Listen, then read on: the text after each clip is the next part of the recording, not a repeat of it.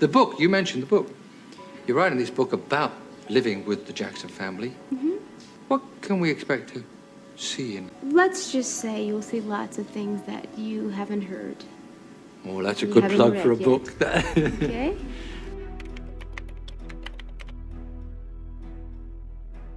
But it's a story that we lived. I call it the life of a lie that we lived, because we always had to smile for the public. Yes. But inside there was so much pain. My father beat me, and he beat me, and he beat me. And then he threw me in the bathroom, and he closed the door.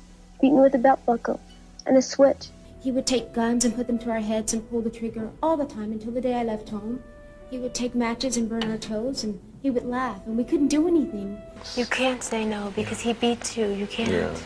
And it's bad because he would always tell me that I was nothing and I never will be nothing. Yeah. And I always remember these words. He beat me. I didn't know why, because when you're young, you don't understand.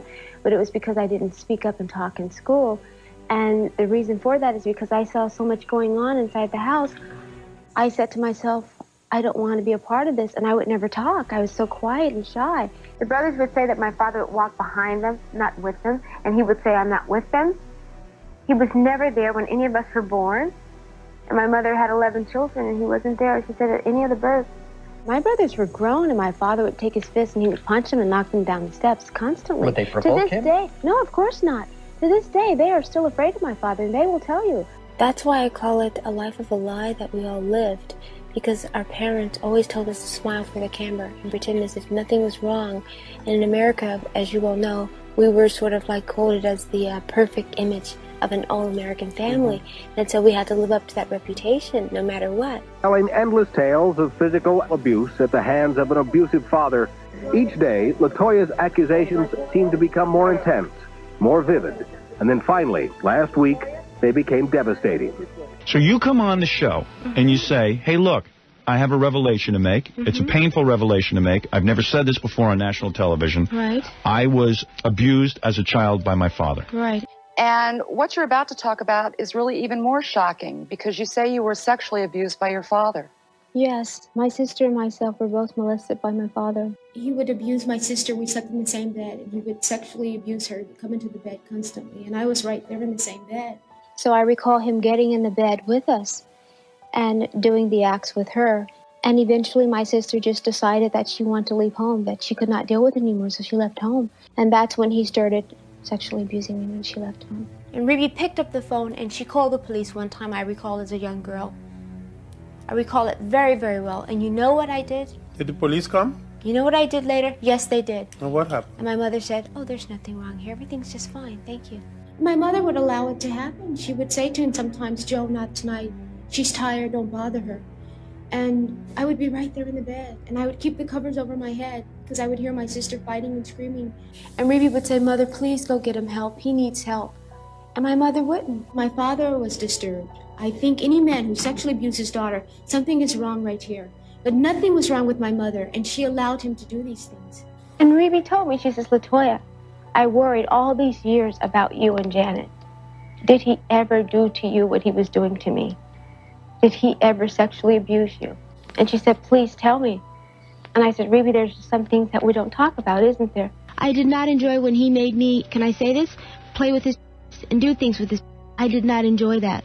But that's something that went on. That's something that took place in our household. Did you put that in the book? The sexual abuse is definitely in my book. You have to read between the lines. I didn't elaborate. That you don't write about in the book. You allude to it, that your sister Ruby I touch it very lightly because it's something that the book company did not want to really elaborate on because they felt that it would be infringing on someone's personal life. It's a very touchy subject, and it's dealing with my sister, and I wasn't able to talk about myself just yet. You have to be ready to come out and talk about these things.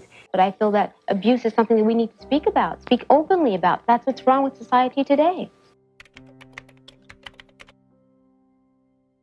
I couldn't deal with it anymore. Mentally, I couldn't deal. I thought about my father and what he did to me every single day. I felt like I was going to explode if I didn't get the answers. I called my mother up on the phone several times. Mother, please tell me why Joseph did these things to me. Why did he do this? Why did he sexually abuse me? Why did you watch him do this? And she says, Latoya, this is something that's private. You keep it in the family. You don't tell people about it. When they denied it, that's when I had to come out and say, okay, he did it to me too. I see. Because I was tired of hiding and holding everything back. I was hoping that this book and what I'm saying would unite the family by them coming out and saying, yes, this happened, and we're sorry that it happened. My brothers and sisters by saying, finally, somebody spoke out. Because they're not happy. Whether they say they are or not, they're not happy. And they have all approached me at different times, and they've cried, and they've said, I'm terribly afraid of my father. It's a shame, but I can't stand to be in the same room with him. And they would always refer to him as, I hate him, I hate him. He used to play this game with me all the time. And say, Latoya, tell me the truth. If Joseph died, would you care? Would you cry? And I would say, why would you say that, would you? He goes, you answer first. I go, no, you answer. He says, no, I could care less. I wouldn't cry. I wouldn't miss him at all. His book, Moonwalk, really didn't scratch the surface that you've really dug up. No, because, again, this is very typical of a very dysfunctional family, and it shows you that he only wanted the public to know what he wanted them to know. Michael will only tell you what he wants you to know, and the rest of the family will too. But it's not as sweet and apple pie-ish as they say. It's not the life that people think it is. It's very sad. And the only reason I'm speaking out is to let people know that it's okay to speak out and say that this family is dysfunctional, or what we've done was wrong, what my parents did to us was wrong. The thoughts of suicide, did you have them or all of your siblings? I can't say all of my siblings had them, but a lot of them did. Yes, they did have them. They tried to commit suicide. They've spoken about it.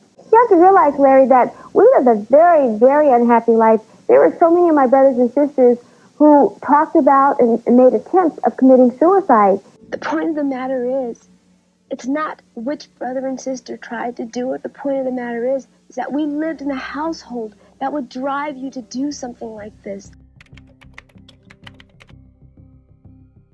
My parents laid down certain rules, and one of those rules, of course, were you were not to leave home unless you were married, and of course I wasn't married, and they felt that I belonged at home. You have to remember, we were raised very secludedly. My parents really kept a tab on everything we did. They would never really allow anyone to come really near us. Why did you wait so long to get out of the house, Latoya? I tried to leave several times, actually. And my parents are very good with throwing these guilt trips on you, saying you can't leave the house, you're Jackson, and somebody's going to follow you, and they're going to kidnap you. And my father, he took my luggage, and he threw it back in the room, and he threw me in the room, and he closed the door and says, you're not going anywhere. You have to know this person. He's a very strong and robust man who pushes you back, no, you're not going anywhere, and if you do, I'll find you and bring you right back here. And your mother saying, don't go, Latoya. And Janet's saying, it's not worth it, stay home, it's not worth it. Sent my father several letters, actually, but my father's the kind of person, he didn't acknowledge them. And when he would come home, it was very, very difficult for me because he would never mention it. And I would wonder, did he get that letter? Until that one day, and he came home and said, that's it, I'm not letting you go. I'm going to hold on to you. But it got to the point where I felt that it's my life, and I'm growing up, and I need to experience, and I need to kind of wet my feet a little bit. Why did you marry your husband? Because I had to. Why? Because my parents had kidnap attempts out after me, which I didn't believe. And the only way that I could protect myself is to have the last name Gordon. And I was performing one night, and the minute I got off the stage, my manager said, come with me. And I said, where? He says, I'm going to marry you. I said, you can't marry me. I don't even like you. He says, but you must marry me. He says, I have to protect you. The only thing you can do now is marry me, and your name will become Gordon, and you'll be my wife, and they can no longer say that or do that to you. There's been 2 major kidnap attempts on Latoya that were stopped, that were paid and financed by Michael Jackson. And I find it very ironic that my parents, who hate Mr. Gordon, and they didn't want this to happen, but they pushed us into a marriage that we didn't want, that I didn't want. Still, you posed for the Playboy. Was that a way to punish your parents, or to say, now I'm grown up and I do whatever I want to do? It was a way to show them that this is my independence. and I do what I choose and what I will. It's also a way of getting back at the religion to show them that you don't control and dictate to me anymore. Well, you have to realize that when I did Playboy, of course, my parents were the first people that I thought about. And I said, well, gosh, what are they going to think? But then again, I mentioned several times to Phil, it's my life, and I have to live it for me. I've lived 30 years of my life for my parents. And don't you think it's time for me to live for Latoya now? Has the family generally been supportive?